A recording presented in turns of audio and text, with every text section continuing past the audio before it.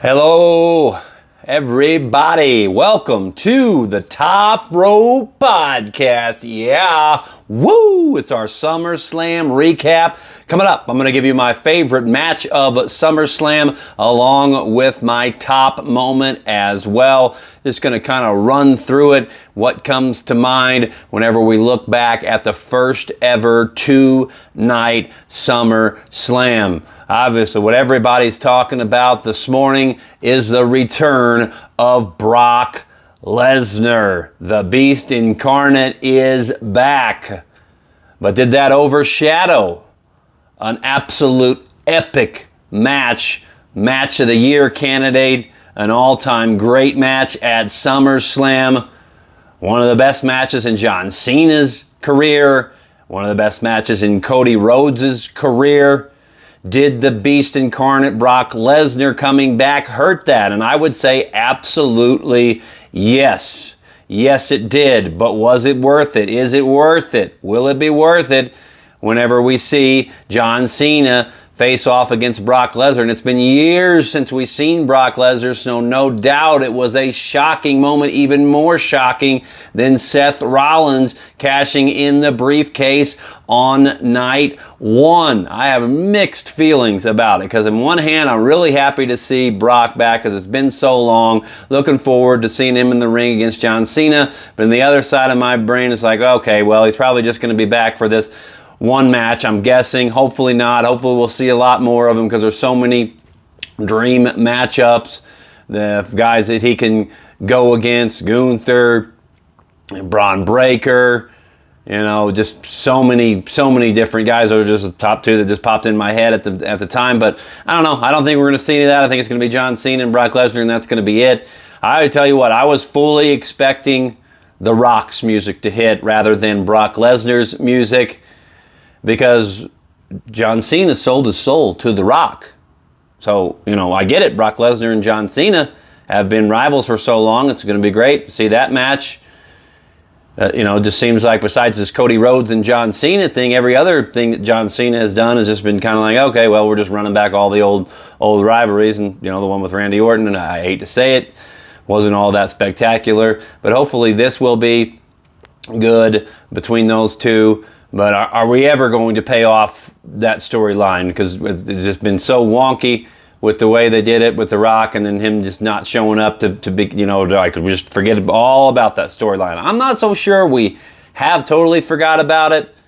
I think still, who's John Cena's last match against? We've debated and debated and debated and debated that for so long. As I don't think it'll maybe be all that great of a match. Maybe it could be, because clearly John Cena can still go after last night as far as, delivering epic performances.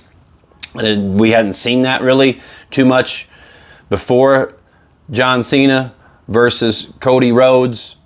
So maybe that could be a good match. I don't know who else his last match would be against. I would maybe argue for running it back against Cody after that incredible matchup. But just that lack of storyline with him selling his soul. Where's The Rock? Where's The Rock to say, hey man, you sold your soul to me. What are you doing? Turning back into a good guy and having respect and hugging Cody Rhodes and shaking his hand after all that. And just, man, I don't know. So we'll see what happens there. Because I thought the perfect time to do that would have been last night, when John, just like they did with Brock Lesnar, but instead it be The Rock. Now, can that still happen a couple months when we're getting closer to John Cena's last match? Could it still happen then? Could we then see The Rock and say, hey man, I've been off doing movies and everything, but don't think I forgot. You sold your soul to me. So they could still make all that work, but I'm not real confident that happens. And like I said, would I be extremely excited to see that match? I don't know. Maybe if they did it the right way with the storyline, but a part of me thinks that they're just forgetting all about that. But and then another part of me thinks that will still happen. We get Brock Lesnar in between there. What do they always say? You're going to remember the last thing that you saw. The last thing we saw was Brock Lesnar coming back. So I did think it overshadowed that match, but you can't hate it. Can't hate it, because I do want to see Brock Lesnar on my TV.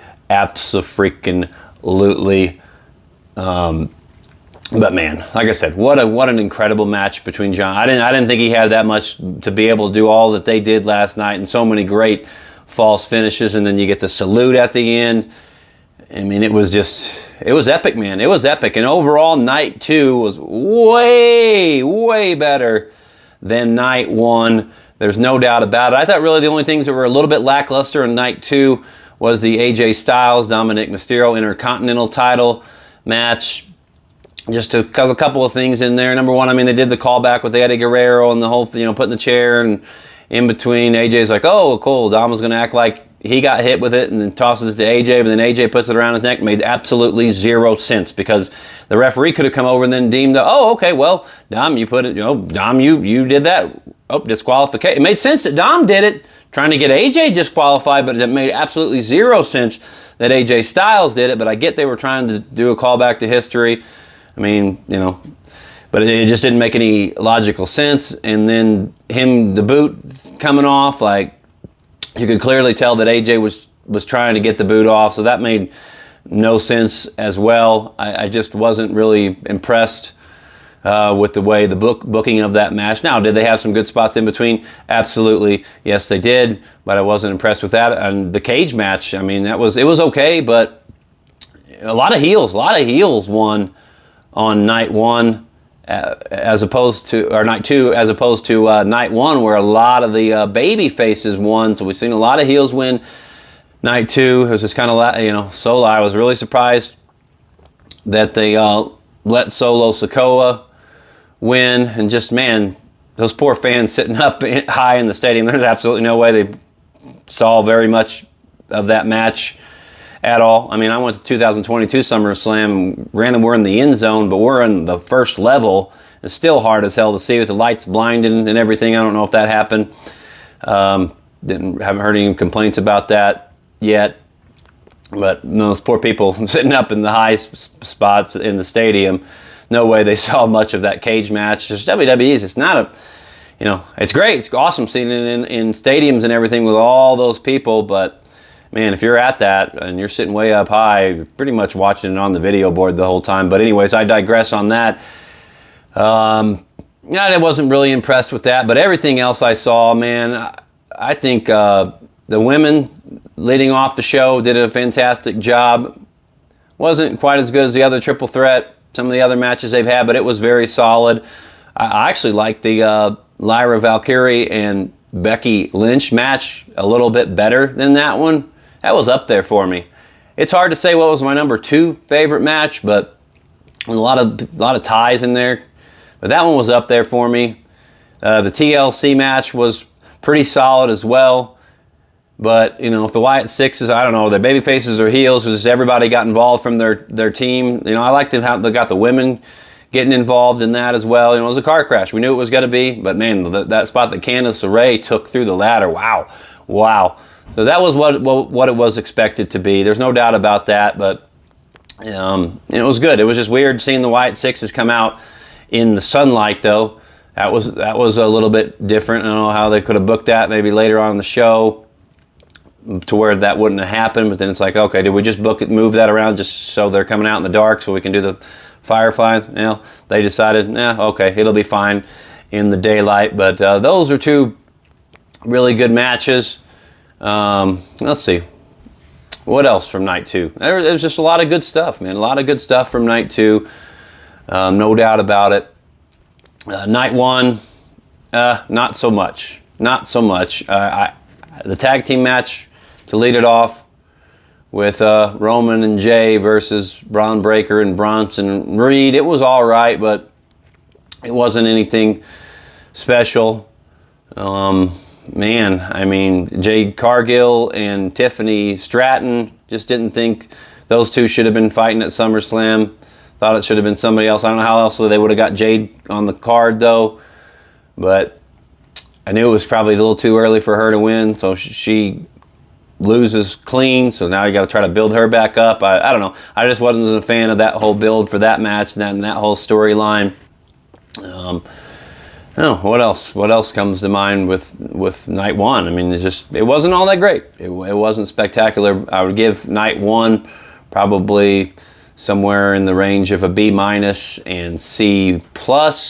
I'll give night 2 A-, A, in that range. It was definitely way better than night number 1 was. And now let's get to my favorite match, favorite moment.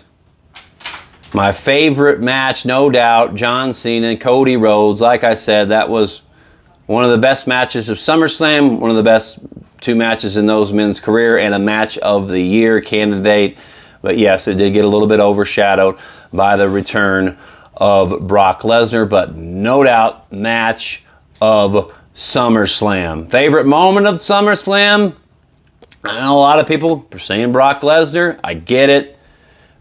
But for me, as cool as it was, I'm going to go with night number 1, Seth Rollins cashing in Money in the Bank. My favorite moment of SummerSlam, because I thought that saved night number 1. I didn't even think CM Punk and Gunther was all that great of a match, but I thought Seth Rollins coming out and cashing in saved it, because, man, pretty much everybody, except for me, I thought it was a work, and it was. I haven't had a lot of time to do these things lately. I wish I did. I'm trying to do more of them. Got a lot of other projects going on. You can check all those out at GaryMartinMedia.com.